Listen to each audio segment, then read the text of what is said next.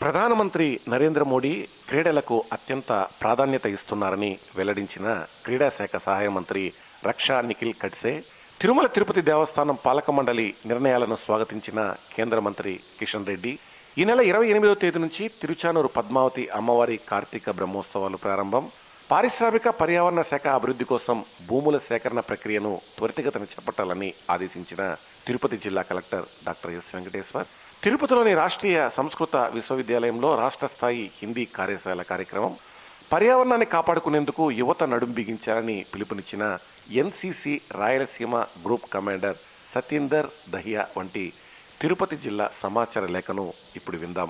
వ్యాఖ్యానం తిరుపతి జిల్లా ప్రతినిధి ఎన్ జగదీష్. క్రీడారంగంలో దేశం గర్వించదగ్గ క్రీడాకారులు ఉన్నారని, వాళ్ళని ప్రోత్సహించే విధంగా కేంద్ర ప్రభుత్వం కృషి చేస్తోందన్నారు కేంద్ర క్రీడా శాఖ సహాయ మంత్రి రక్షా నిఖిల్ ఖడ్సే. తిరుపతి జిల్లాలోని ప్రముఖ వాయులింగ క్షేత్రం శ్రీకాళహస్తీశ్వరుని కేంద్ర మంత్రి దర్శించుకున్నారు. ఆలయంలో కేంద్ర మంత్రికి ఆలయ పండితులు ప్రత్యేక పూజలు నిర్వహించే విధంగా ఏర్పాట్లు చేశారు. అనంతరం ఆలయం వెలుపల పాత్రికేయులతో కేంద్ర మంత్రి మాట్లాడుతూ, ప్రధానమంత్రి నరేంద్ర మోడీ క్రీడలకు అత్యంత ప్రాధాన్యత ఇస్తున్నట్లు తెలియజేశారు. 2036 సంవత్సరానికి ఒలింపిక్ ఇండియాలోనే నిర్వహించే విధంగా కేంద్ర ప్రభుత్వం కృషి చేస్తుందని తెలియజేశారు.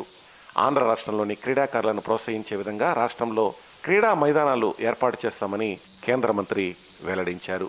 తిరుమల తిరుపతి దేవస్థానం పాలక మండలి మొదటి సమావేశంలో తీసుకున్న నిర్ణయాలను స్వాగతిస్తున్నట్లు తెలియజేశారు కేంద్ర మంత్రి కిషన్ రెడ్డి. తిరుమల శ్రీ వెంకటేశ్వర స్వామిని కేంద్ర మంత్రి దర్శించుకున్నారు.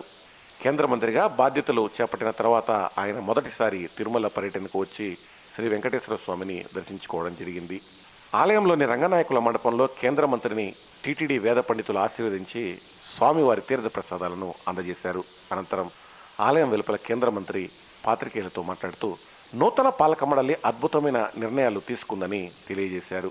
తిరుమలలో రాజకీయ ఉపన్యాసాలు, ప్రసంగాలను నిషేధించడం శుభపరిణామమన్నారు.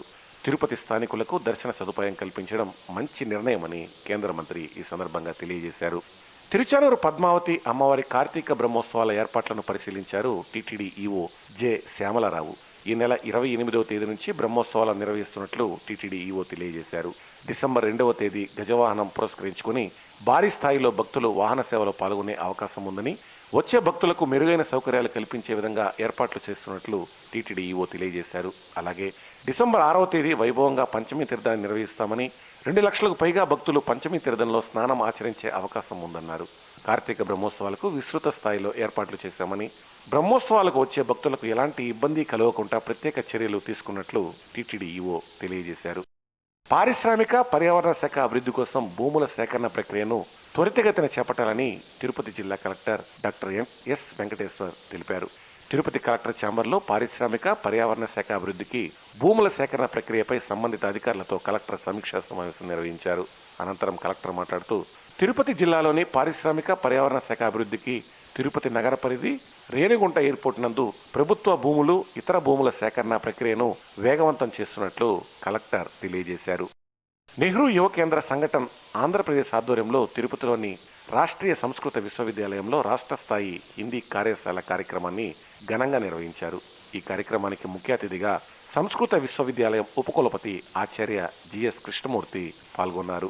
అనంతరం జిఎస్ కృష్ణమూర్తి పాత్రికేయులతో మాట్లాడుతూ, హిందీ భాష రాజ్య భాష అని, దేశాన్ని కలిపే భాష అని ఆయన పేర్కొన్నారు. ప్రధానమంత్రి నరేంద్ర మోడీ పిలుపుతో పర్యావరణాన్ని కాపాడుకునేందుకు నడుం బిగించామన్నారు NCC Rayalaseema group commander Satinder Dahiya. తిరుపతిలో ఆకాశవాణితో ఆయన మాట్లాడుతూ, పర్యావరణాన్ని కాపాడాలని ఎన్సీసీ విద్యార్థులతో పెద్ద ఎత్తున అవగాహన కార్యక్రమాలు నిర్వహిస్తున్నట్లు తెలియజేశారు. ఎలక్ట్రిక్ వాహనాలను నడపాలని, ప్రతి ఒక్కరూ మొక్కలను నాటాలని ఆయన ఈ సందర్భంగా విజ్ఞప్తి చేశారు. ఇప్పటి వరకు తిరుపతి జిల్లా సమాచార లేఖను విన్నారు. వచ్చే నెల మరిన్ని వార్తా విశేషాలతో మళ్ళీ కలుద్దాం. వ్యాఖ్యానం తిరుపతి జిల్లా ప్రతినిధి ఎన్ జగదీష్.